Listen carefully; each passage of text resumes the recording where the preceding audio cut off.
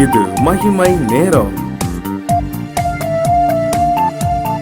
கர்த்தரும் அருமை இரட்சகருமாகிய இயேசு கிறிஸ்துவின் நாமத்தினாலே உங்கள் யாவருக்கும் என்னுடைய காலை வணக்கத்தை தெரிவித்துக் கொள்கிறேன். இந்த நாளிலும் நாம் தியானிக்கும்படியாக தெரிந்து கொண்ட வேத வசனம் நீதிமொழிகள் 8ஆம் அதிகாரம் 17ஆம் வசனம்.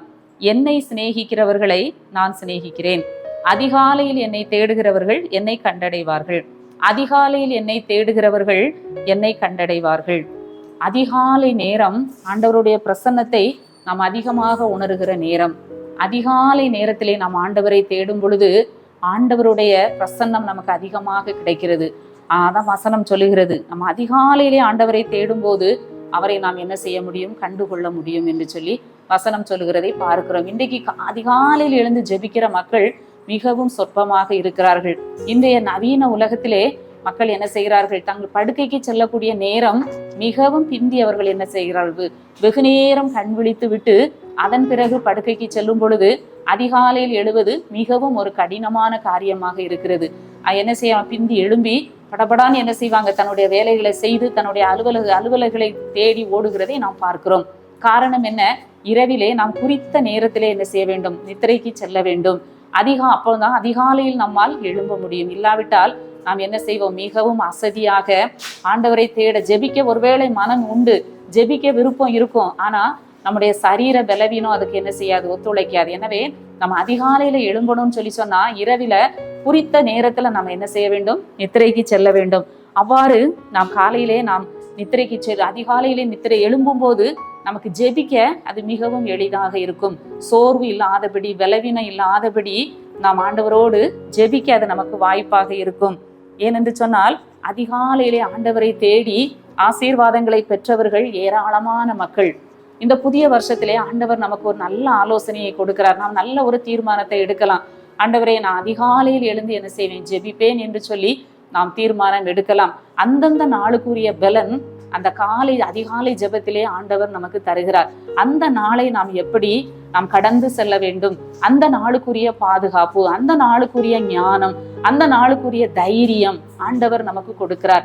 காலையிலே நம்ம அவருடைய சமூகத்துல வந்து நின்று அவர் கொடுக்கிற ஆசீர்வாதத்தை பெற்றுக்கொள்கிற பொழுது பயம் இல்லாமல் அந்த நாளை நம்ம என்ன செய்யலாம், ஓடி முடிக்கலாம்.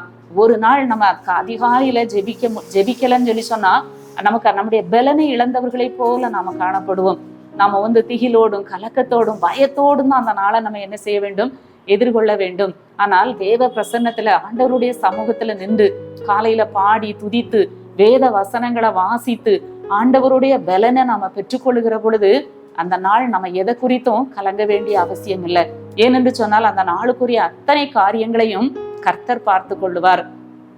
அது வேதத்திலே நம்ம பார்க்கிறோம். யாத்ராகமத்துல ஆண்டவர் மோசேயின் இடத்துல சொல்லுகிறார், நீ காலமே எழுந்து என் சமூகத்திலே நில், நீ காலையிலே எழுந்து என் சமூகத்திலே நில். இவ்வளவு பெரிய ஜனங்களை வழி நடத்தணும்னு சொல்லி சொன்னா நீ என்ன செய்ய வேண்டும், காலையில எழுந்து என் சமூகத்துல நில் என்று சொல்லுகிறார். நமக்கும் உலகத்துல பல காரியங்கள், பல வேலைகள், பல பிரச்சனைகள், நிறைய கடமைகள் இருக்கிறது. எல்லாவற்றையும் நாம் சிறப்பாய் செய்ய வேண்டும் என்று சொன்னால், நம்முடைய குடும்பத்தை வழிநடத்த வேண்டும் என்று சொன்னால், எல்லாவற்றிற்கும் மேலாக நாம் காலையிலே ஆண்டவருடைய சமூகத்திலே அந்த மோசே இஸ்ரவேல் ஜனங்களை எப்படி வழிநடத்த அவருக்கு பலனும் ஞானமும் கிடைத்ததோ அதுபோல இந்த உலகத்தை நாம் வெற்றியாய் கடந்து செல்ல அதிகாலையிலே தேவ சமூகத்திலே போய் நிற்க வேண்டும். வெயில் ஏற ஏற அந்த மண்ணா என்ன செய்து போமாம், உருகி போகுமாம். அது போல நேரம் ஆக ஆக அநேக சத்தங்கள் நம்முடைய காதுல கேட்கும். அதிகாலையில எந்த ஒரு சத்தமும் நம்ம காதுல என்ன செய்யாது, கேட்காது.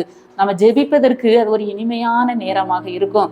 அதன் பிறகு நேரத்தை கடத்தி நம்ம ஜெபித்தோம் என்று சொன்னால் பல இடையூறுகள், நமக்கு ஜெபிக்க முடியாதபடி பல இடையூறுகள் நமக்கு வரும். முதலாவது மனிதர்களுடைய சத்தத்தை கேட்பதற்கு முன்பாக தேவனுடைய சத்தத்தை கேட்க வேண்டும். மனிதர்களுடைய முகத்தை பார்ப்பதற்கு முன்பாக ஆண்டவருடைய முகத்தை பார்க்க வேண்டும். இப்படியாக அதிகாலையில் நம்ம ஜெபிக்கிற பொழுது நமக்கு ஒரு புது பலன் கிடைக்கிறது, நமக்கு புதிய கிருபை கிடைக்கிறது. மட்டுமல்ல, நம்முடைய ஆண்டவரும் கூட இந்த உலகத்துல வாழ்ந்த பொழுது ஆண்டவரும் அதிகாலையில் இருட்டோடு எழுந்து வனாந்திரமான ஒரு இடத்துல போய் அவர் ஜெபித்தார் என்று சொல்லி நாம பார்க்கிறோம். ஆண்டவரும் முழுவதும் ஜெபித்தார், அதிகாலையில் ஆண்டவர் எழுந்து ஜெபித்தார் என்று சொல்லி நாம பார்க்கிறோம். ஊழியம் செய்ய பலன், வெற்றி, வாழ்க்கை, தனக்கு கொடுக்கப்பட்ட ஓட்டத்தை வெற்றியாய் ஓடி முடிக்க ஒவ்வொரு நாளுக்கும் ஆண்டவருக்கும் பலன், ஞானம், கிருபை தேவைப்பட்டது. பிதாவினுடைய சன்னிதானத்திலே சமூகத்திலே அவர் நின்று ஜெபித்ததை நாம பார்க்கிறோம்.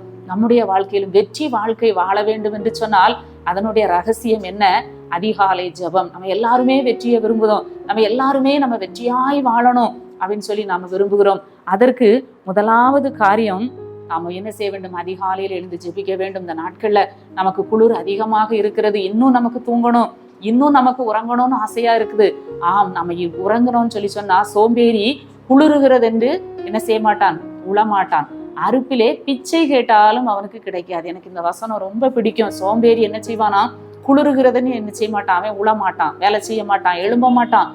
அறுப்பு அறுக்கிற நேரத்துல அவன் ஒத்தட்டையா போய் பிச்சை கேட்டா கூட அவனுக்கு என்ன செய்யாதான்? கிடைக்காதான். அது போல நாம அதிகாலையில எழும்பி ஜெபிக்கிற அந்த நேரத்தை தவற விடக்கூடாது. அதுக்கு பிறகு நம்ம போய் ஆசீர்வாதத்தை தேடி, நம்ம நன்மையை தேடி ஓடி நம்ம அலைகிற பொழுது நம்ம என்ன எதுவும் நமக்கு ஒரு பிச்சைக்காரனை போலதான் நம்ம என்ன செய்யணும்?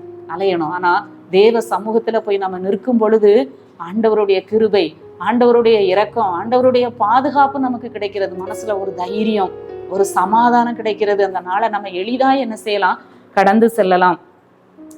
இஸ்ரவேல் ஜனங்களும் கூட காலையிலே என்ன செய்தார்கள்? அந்த மன்னாவை புறக்குவதற்காக அவர்கள் என்ன செய்தாங்க? அந்த வனாந்திரத்துல போய் நின்று அந்த மன்னாவை அவர்கள் தேடினார்கள். அந்த மன்னாவினால் ஆண்டவர் அவர்களை அதிகாலையிலே மன்னாவினால் அவர்களை போஷித்தார். நம்முடைய வாழ்க்கையிலும் கர்த்தருடைய ஆசீர்வாதம் நமக்கு கிடைக்கணும், கர்த்தருடைய பாதுகாப்பு கிடைக்கணும். தீர்மானம் பண்ணுவோம். நாம என்ன செய்யக்கூடாது? காலையில ஆண்டவரை விடக்கூடாது. அந்த மரியாளும் கூட கல்லறையின் இடத்துல அதிகாலையில அவரை தேடி என்ன செய்தாள்? அவள் போய் ஆண்டவரை தேடி அழுதாள். ஆண்டவர் அவளுக்கு வெளிப்பட்டார். இன்னும் கூட நாமும் கூட ஆண்டவரிடத்துல இந்த புதிய வருஷத்திலே ஒரு தீர்மானம் எடுப்போம். ஆண்டவரே, நானும் ஒருவேளை எனக்கு ஜெபிக்கணும்னு எனக்கு வாஞ்ச இருக்குது, அதனால என்னால முடியலன்னு சொல்லி சொன்னா ஆண்டவரிடத்துல கேட்போம். எனக்கு அதிகாலை ஜெபத்தை தாரும் ஆண்டவரே, உங்க பிரசன்னத்தை எனக்கு தாரும் ஆண்டவரே. நம்ம வாஞ்சிக்கிற பொழுது, அவரிடத்துல கேட்கிற பொழுது ஆண்டவர் நம்மை தட்டி எழுப்புவார். ஜெபிக்க ஆண்டவர் நமக்கு பலன் தருவார். நம்ம எழும்பி பிரகாசிக்க ஆண்டவர் நமக்கு கிருபை தருவார். இந்த நாளிலே ஆண்டவரிடத்திலே நாம் கேட்போம். ஆண்டவரே, எனக்கும் இந்த அதிகாலையிலே ஜெபிக்கிற பழக்கத்தை எனக்கு தாரும் ஆண்டவரே என்று சொல்லி நாம் கேட்போம். எங்களை நேசிக்கிற நல்ல ஆண்டவரே, தர்மையான காலை வேளைக்காக உம்மை துதிக்கிறோம், உம்மை ஸ்தோத்தரிக்கிறோம். கர்த்தாவே, அதிகாலையில் என்னை தேடுகிறவர்கள் என்னை கண்டடைவார்கள் என்று சொன்ன நம்முடைய வார்த்தைக்காக நன்றி செலுத்துகிறோம் அப்பா. ஆண்டவரே, எத்தனையோ பேர் ஆண்டவரே அருமையான காலை வேளையை ஆண்டவரே ஜெப நேரத்தை இழந்து ஆண்டவரே வாழ்கிறதே நாங்கள் காண்கிறோம் சுவாமி. எந்த சூழ்நிலையிலும் எவ்வளவு வேலைகள் எங்களுக்கு எவ்வளவு ஆண்டவரே பலவீனம் இருந்தாலும் அந்த அதிகாலை ஜெபத்தை நாங்கள் விட்டுவிடாதபடி கர்த்தாவே எங்கள் ஒவ்வொருவருக்கும் ஆண்டவர் கிருபை செய்யும். மீட்பர் இயேசு கிறிஸ்துவின் மூலம் ஜெபிக்கிறோம் நல்ல பிதாவே, ஆமென்.